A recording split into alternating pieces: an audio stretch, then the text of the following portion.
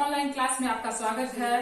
आज मैं आपको यहाँ पे व्याकरण पढ़ाऊंगी। जैसा कि आप लोग जानते हैं, वीकेंड यानी शुक्रवार और शनिवार को व्याकरण, जीके, कंप्यूटर की पढ़ाई होती है। तो आज मैं आपको व्याकरण पढ़ाऊंगी। सबसे पहले आप लोग कक्षा 2 से कक्षा 3 में आए हैं, वैसे बच्चे को मैं बहुत बहुत धन्यवाद देती हूँ जो इतने संकट की घड़ी में कक्षा 2 से कक्षा 3 में आए हैं। और आज आपका पहला क्लास व्याकरण का है।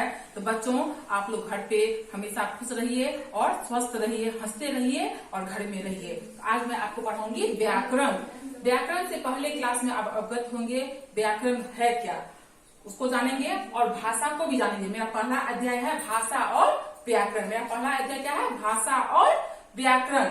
व्याकरण के माध्यम से ही हम भाषा को सीख सकते हैं, समझ सकते हैं। इसलिए भाषा को जानने के लिए, हिंदी को जानने के लिए व्याकरण का ज्ञान बहुत ही जरूरी है।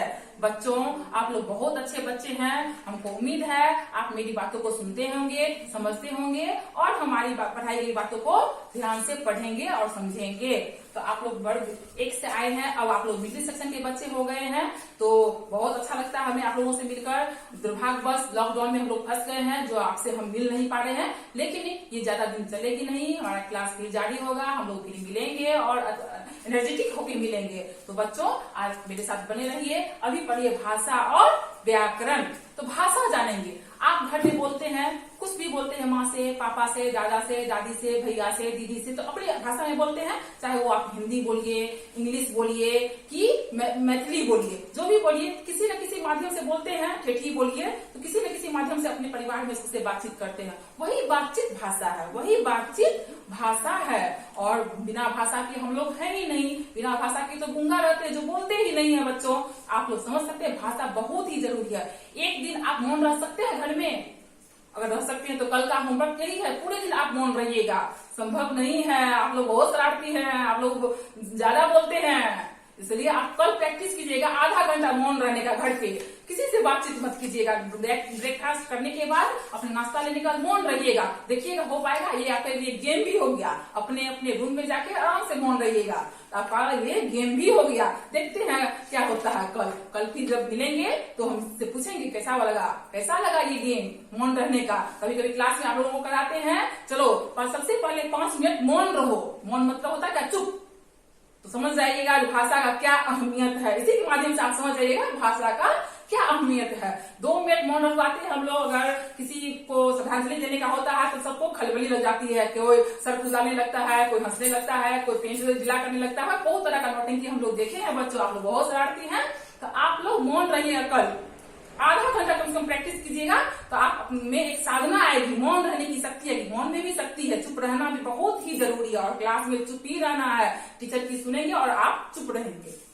फिर आपको जो सवाल पूछना है वो आप अपने यथास्थान पे खड़े होकर पूछेंगे, फिर मैं आपको जवाब दूंगी। तो आप पहले चुप रहना सीखिए और सुनना सीखिए। तो भाषा के माध्यम से हम आपको बताते हैं भाषा क्यों जरूरी है। तो जैसे आपको भूख लगती है घर पे, तो आप क्या करते हैं?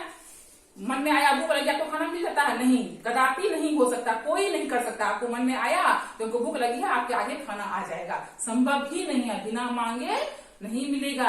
आपको बताना पड़ेगा मम्मी हमको भूख लगी है, तो मम्मी आपको देंगे। या आपका टाइम ये होगा, जब हमको नाश्ता का समय हो गया, मम्मी को खुद याद रहता है, अरे 9 बज गया, मेरा बच्चा खाना नहीं खाया है, मेरा बच्चा नाश्ता नहीं खाया है।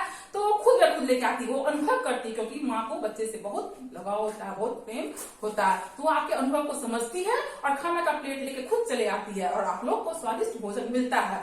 तो लेकिन कुछ डिमांड करने के लिए आपको भाषा की आवश्यकता होती है। बिना भाषा का संसार में कोई प्राणी नहीं है। चाहे वो आदमी हो, जानवर है, जानवर के पास अपनी बोली होती है, अपनी आवाज होती है। तो भाषा जानिए। यहाँ हम ब्लैक बोर्ड पर भाषा की परिभाषा लिखे हैं। आप उसको नोटबुक पे नोट करेंगे और बहुत ही अच्छे राइटिंग में नोट करेंगे, क्योंकि हिंदी में लिखावट बहुत ही जरूरी है। हो सकता है एक बार में गड़बड़ हो जाए, दूसरी बार में सही होगा, तीसरी बार में सही होगा। घबराना नहीं है, लगातार कोशिश करते रहिए, सफलता आपके साथ होगी। तो भाषा को जानिए। जिस साधन के द्वारा हम अपने मन के भावों और विचारों को एक दूसरे तक पहुंचाते हैं उसे भाषा कहते हैं। यानी भाषा वह साधन है, वह माध्यम है जिसके द्वारा हम अपने मन की बातों को दूसरे तक पहुंचाते हैं। वही साधन जो है भाषा कहलाते हैं। समझ गए बच्चों? इस परिभाषा को बहुत ही अच्छी राइटिंग में आप नोट करेंगे। हम होमवर्क चेक करेंगे, आप अपने ग्रुप में होमवर्क भेज सकते हैं। और जरूरी है क्योंकि आपके प्रिंसिपल सर मिस्टर दीपक मिश्रा वो आपके होमवर्क को खुद देखते हैं और टीचर से बात करते रहते हैं। हम लोग लगातार आपके साथ बने हुए हैं, ये मत सोचिए जो मैम नहीं देख रही है, सर नहीं देख रहे हैं, सब आपका होमवर्क और इसी पे आपको रिमार्क्स आगे मिलेगा। आप इसलिए हमेशा होमवर्क करते रहिए। तो अब आइए भाषा के रूप के बारे में। भाषा के 3 रूप होते हैं, तो यहाँ पे हम 2 लिख दिए हैं कि भाषा के 3 रूप को आज हम जानेंगे। भाषा के 3 रूप होते हैं। भाषा के कितने रूप होते हैं? 3। एक लिखित भाषा, दूसरा मौखिक भाषा, तीसरा सांकेतिक भाषा। पहला क्या है बच्चों? मेरे साथ बोलो, लिखित भाषा। कौन सा भाषा? लिखित भाषा। दूसरा मौखिक भाषा, दूसरा मौखिक भाषा, तीसरा सांकेतिक भाषा। देखिए लिखित भाषा यानी जब हम अपने मन की बात को लिखकर प्रकट करते हैं, ये हो गया लिखित भाषा। दूसरा है मौखिक भाषा, जब हम अपनी मन की बातों को बोलकर प्रकट करते हैं। दूसरा आदमी कानों से सुनता है। किससे सुनता है? सुनने का काम कौन करता है? कान। तो जो आदमी कानों से सुनता है वही हो गया मौखिक भाषा का रूप। सांकेतिक भाषा, जब हम इशारे में बात करते हैं, भूख लगती है तो ऐसे करते हैं, हाँ जाना होता आना होता तो गर्दन हिलाते हैं, नहीं होता तो ऐसे हिलाते हैं, ये हो गया सांकेतिक भाषा जो कभी कभी हम लोग भी प्रयोग करते हैं, कक्षा में भी प्रयोग करते हैं। आप लोग आपस में अपने मित्रों के साथ प्रयोग करते हैं। होमवर्क बनाया दे हिलाते हैं, क्या करते हैं ना? अवश्य करते होंगे। हंसिए बच्चों एक बार मेरे साथ। तो आ गया आपका सांकेतिक भाषा। ये भाषा के 3 रूप हो गया और इसकी परिभाषा को अभी हम दिखाएंगे। आप लोग नोटबुक में अवश्य नोट करेंगे। तो अभी हम आपको ये परिभाषा दिखाने जा रही हूँ। आप लोग नोटबुक तो खोलिए, मैं आपके साथ। तो भाषा का पहला रूप है लिखित भाषा। उसकी परिभाषा को हम ब्लैक बोर्ड पे लिखे हैं। आप लोग अच्छी राइटिंग में लिखेंगे, इसको जूम करके लिखेंगे।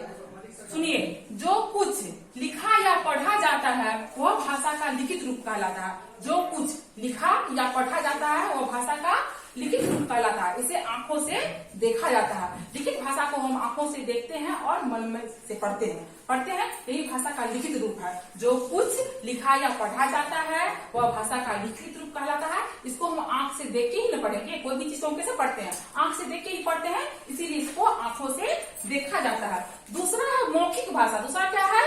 मौखिक भाषा, मुंह से बोली जाने वाली भाषा। मुंह से बोली जाने वाली भाषा मौखिक भाषा कहलाती है। इसे कानों से सुना जाता है। जब हम मुंह से बोलते हैं तो आप सुनते हैं किससे? कानों से। आपको बताए हैं अभी क्लास में, जब हम कुछ बोलते हैं आप लोग कानों से सुनते हैं तब उस पर प्रतिक्रिया करते हैं। इसलिए कहा गया है मुंह से बोली जाने वाली भाषा मौखिक रूप कहलाता है, इसे कानों से सुना जाता है। तीसरा है सांकेतिक भाषा। तीसरा क्या है? सांकेतिक भाषा। संकेतों के माध्यम से, संकेत मतलब इशारा, इशारा संकेत, संकेतों के माध्यम से हम अपनी बातों को जब दूसरे तक पहुंचाते हैं वह भाषा का सांकेतिक रूप कहलाता है। उसे हम सांकेतिक भाषा कहते हैं। जैसे भूख लगने पे लगती है, या लेना है या नहीं लेना है, हाँ में ऐसे हिलाते हैं, नहीं में ऐसे हिलाते हैं। इसी तरह ये संकेत है, ये संकेत है जिससे हम समझ जाते हैं कि आपको किस चीज की आवश्यकता होती है। इसी को कहते हैं हम सांकेतिक भाषा। तो बच्चों अभी हम भाषा के 3 रूप को जान लिए हैं। आप लोग इसको नोटबुक में लिखे। अगले क्लास में आपका होमवर्क हम चेक करेंगे और आप जो है इस तीनों की परिभाषा को बहुत अच्छे राइटिंग में लिखकर उसके नीचे अपना नाम और क्लास लिख के मुझे भेजेंगे। तब तक के लिए अगली क्लास में फिर मिलूंगी। अभी